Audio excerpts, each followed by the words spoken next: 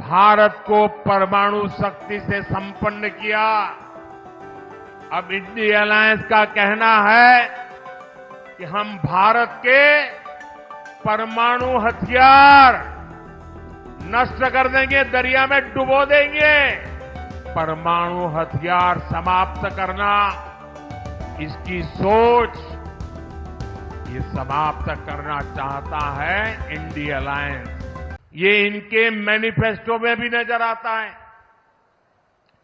कांग्रेस के मैनिफेस्टो में तो बंटवारे की गुनहगार मुस्लिम लीग की छाप नजर आती है। अब इंडिया अलायंस में शामिल एक और दल ने देश के खिलाफ बहुत खतरनाक ऐलान किया है। उन्होंने अपने मैनिफेस्टो में लिखा है, जिस पोखरण की धरती ने भारत को परमाणु शक्ति से संपन्न किया, अब इंडिया अलायंस का कहना है कि हम भारत के परमाणु हथियार नष्ट कर देंगे, दरिया में डुबो देंगे।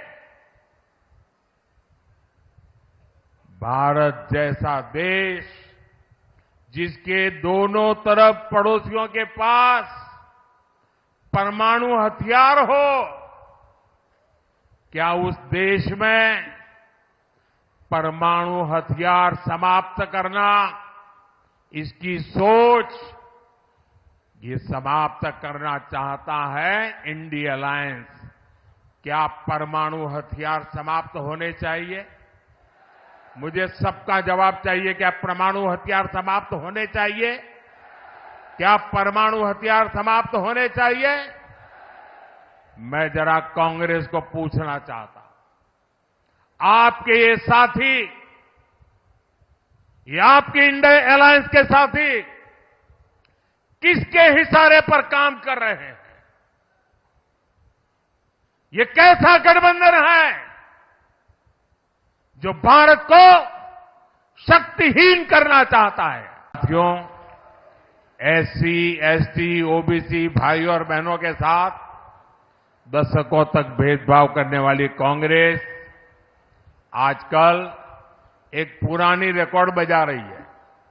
जब भी चुनाव आता है, संविधान के नाम पर झूठ बोलना ये इंडिया अलायंस के सब साथियों की फैशन बन गई है।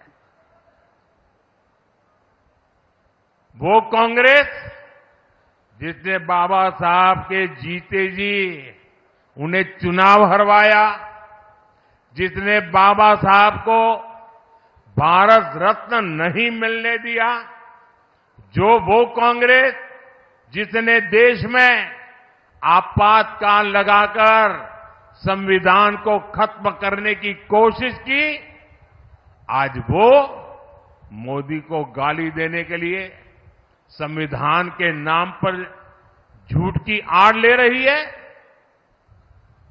ये मोदी है जिसने देश में पहली बार संविधान दिवस मनाना शुरू किया।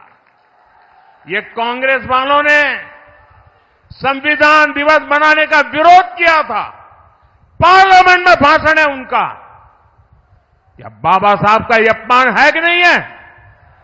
संविधान का अपमान है कि नहीं है? इतना ही नहीं, ये मोदी है जिसने बाबा साहब से जुड़े पंच तीर्थों का विकास किया। इसलिए बाबा साहब और संविधान का अपमान करने वाले कांग्रेस और इंडिया अलायंस के झूठों से, उनकी गपबाजी से सावधान रहने की जरूरत है। और कांग्रेस वाले सुन लें, ये 400 सीट की बात देश की जनता ने इसलिए की है कि आपने 10 साल पार्लियामेंट में मुझे अच्छे काम करने के लिए रोकने की लगातार कोशिश की है। और इसलिए देश आपको, कांग्रेस को सजा देना चाहता है और साफ कर देने का मन बना लिया है। और जहां तक संविधान का सवाल है, आप मान के चलिए और मोदी के शब्द लिख के रखिए, बाबा साहब आंबेडकर खुद आ जाए तो भी संविधान खत्म नहीं कर सकते हैं। ये हमारा संविधान सरकार के लिए गीता है, रामायण है, महाभारत है, बाइबल है, कुरान है, ये सब कुछ हमारे लिए हमारा संविधान है।